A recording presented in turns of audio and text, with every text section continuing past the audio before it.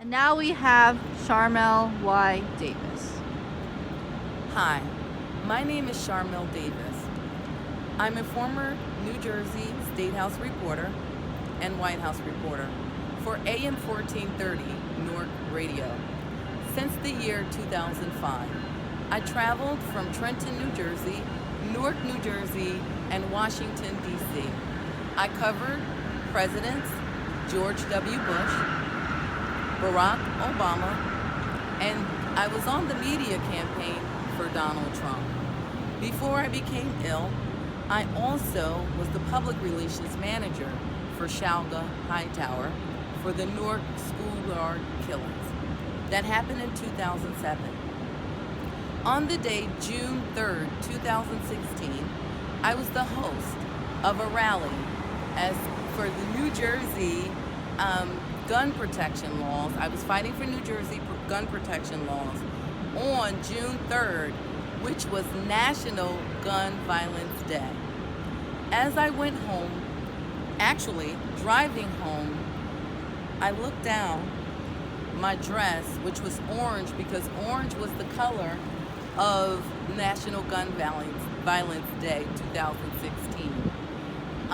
There was blood from my chest plate all the way down to about my waist, all over my clothes. I became ill. I started throwing up.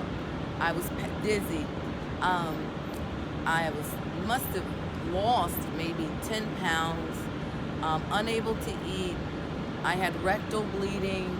It was like coffee grinds coming out of my rectum.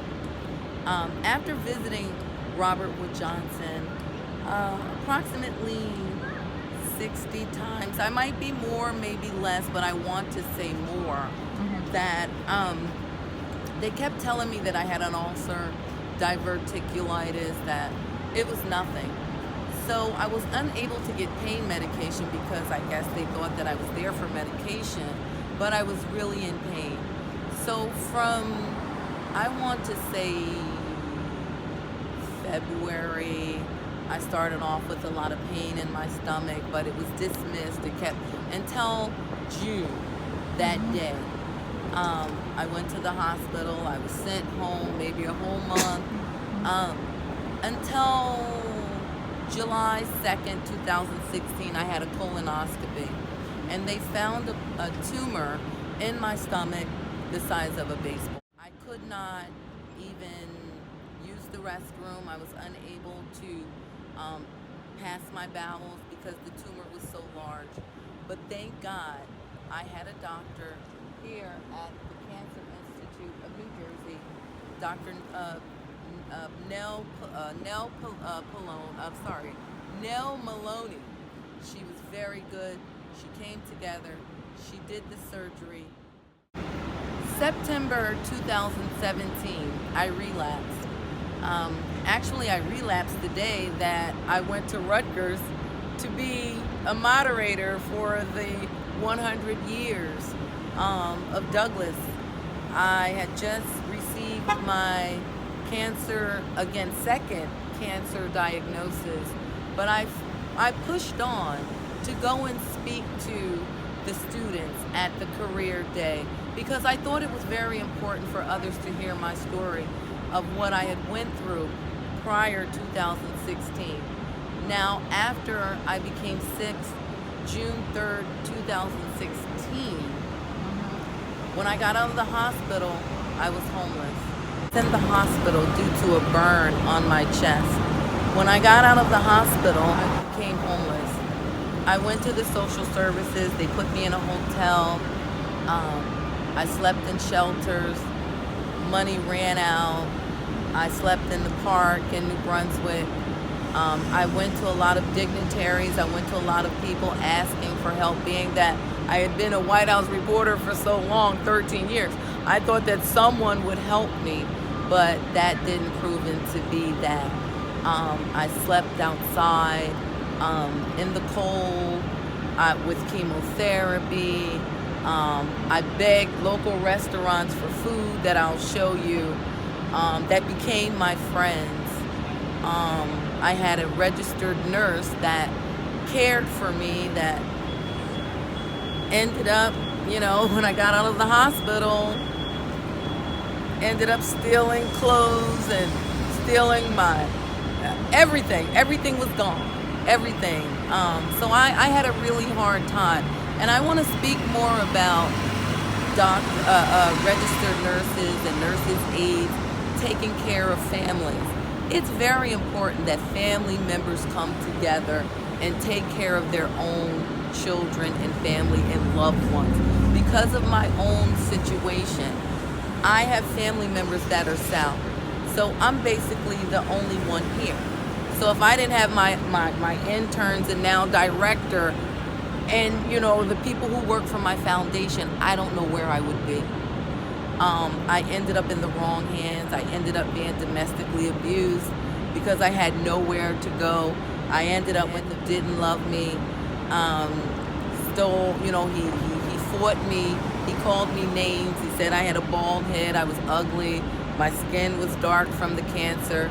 And then my second relapse from September 2017, I had surgery to remove the cancer. And I also had prophylactic surgery, which was 10 hours and 52 stitches. My nurse ended up with the ex-boyfriend who was the abuser. So I had a very hard time. And the reason why I started the foundation was to build the community, build advocates so that others cannot be in the situation such as myself. No family, no support, homeless, no way to feed myself. From Whitehouse, Press Corps, New Jersey Steakhouse Corps, to sleeping on a park bench and begging local restaurants for meals. Visiting the hospital, 72. Altogether from 2016, I had 275 hospitalizations, and the most I've ever been visited was when I had my interns and my people from the foundation. So my message is, when your family comes down with something this ill, something this horrible, do not leave them out there for the wolves. I was left to the wolves and I got eaten up. You better believe that. Nurse that was supposed to be a state registered nurse stole, slept with my boyfriend. My boyfriend left me, called me names. You know how many times I would just go sit in the park, or when I was sleeping in the park, and I would just cry and ask God, do you hear me? For what? And today I understand for what. So that I can be a voice to others, so that you, and I'm asking you, people who has family suffering with cancer, be a friend. And this is why we started the foundation. So if you're unable, we're here. And I'm excited about doing this. I'm excited that God kept me here. 2-time cancer survivor, regardless of the domestic violence, regardless of things, my clothes being stolen from me, regardless of what, I'm still happy. And I thank God that He kept me here so that I can be a voice for others. And here we are, 2 years later.